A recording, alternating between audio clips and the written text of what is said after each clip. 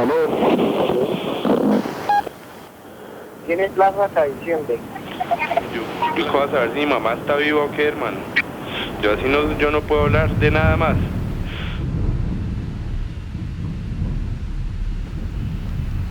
Bueno, ma, primero quiero que me cuentes un poco cómo fue ese día. Mamá estuvo secuestrada durante casi 2 años. Antes de morir nos dijo que lo había perdonado todo. En las páginas del diario que escribió durante su cautiverio buscó al guerrillero que la custodió. Encontrarlo tal vez nos ayude a entender la época más oscura de nuestras vidas.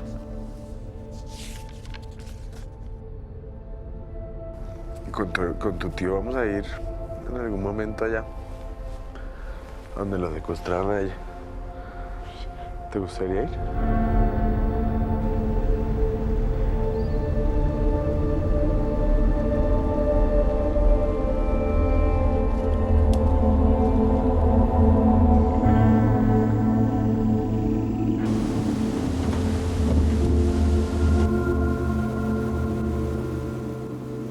¿Podías ayudarme tal vez a preguntarle a algún colega tuyo dentro de la organización o algo, darles mi caso para ayudar a buscar a los muchachos?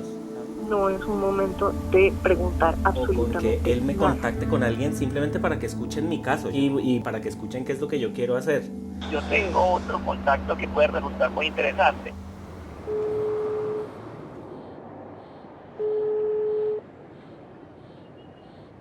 ¿Aló?